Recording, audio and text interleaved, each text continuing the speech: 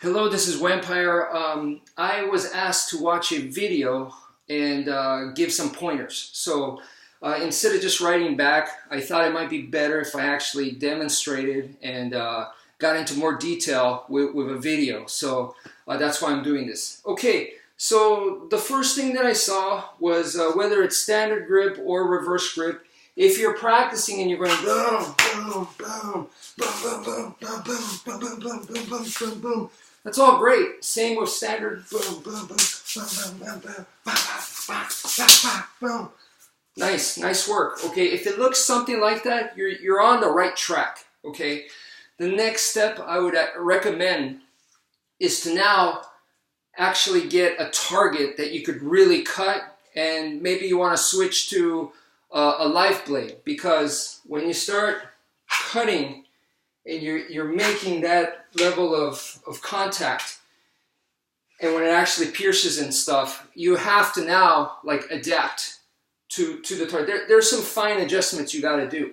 Okay, so when you actually do start cutting, sometimes the blade can get caught, so you want to experience all that and learn how to deal with those kinds of things. So definitely, I know you're working your way towards that, but yeah, you want to try different targets, okay, and actually make that kind of cutting contact. And the name of the game should be your hand should not hit the target, okay? You want that level of accuracy to where you're cutting and your hand doesn't hit, because that does happen. So you want to develop that kind of accuracy, but then you also switch weapons. So you're going from stick, empty hand, to a knife, to a machete, to maybe a larger survival knife, to next a pocket knife. So when you switch weapons like that, not only are you working on accuracy, you're also working on the ability to change weapons and still be accurate. So that's different from like a fencer that uses one type of, or just a, maybe very similar weapons, but that's it. This is a little bit more varied. I'm not saying it's better, it's just different kind of training. Okay, so to me that's very important.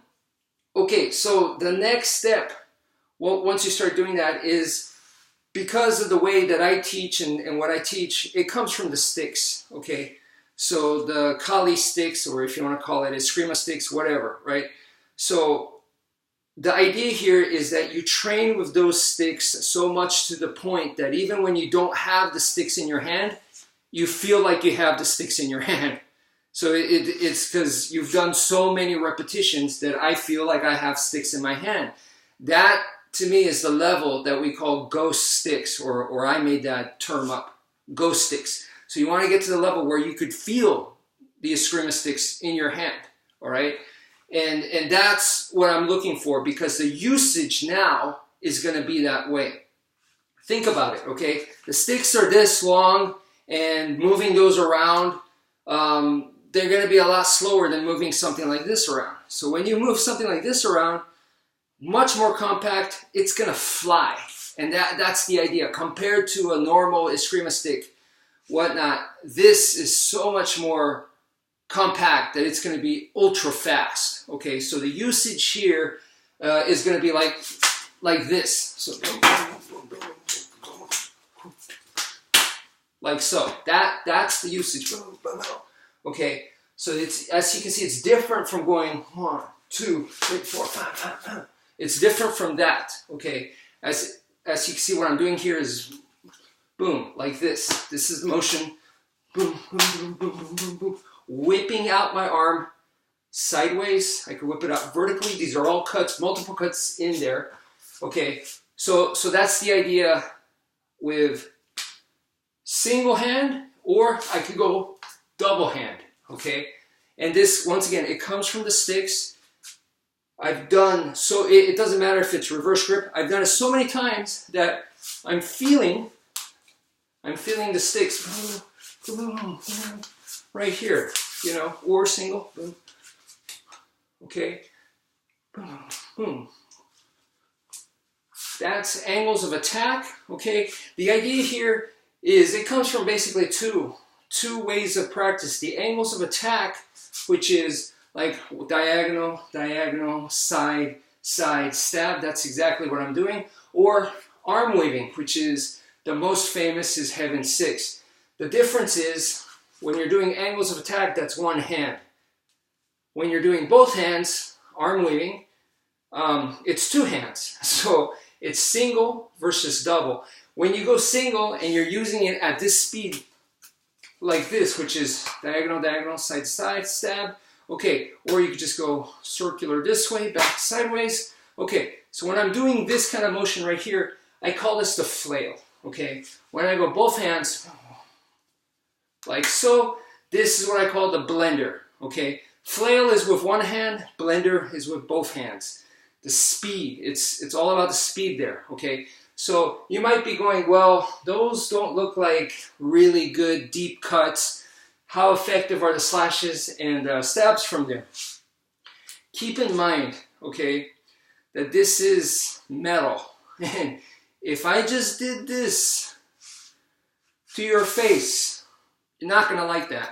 And from here, how difficult is it for me to go into a good stab or a good slash? It's not. It's right there.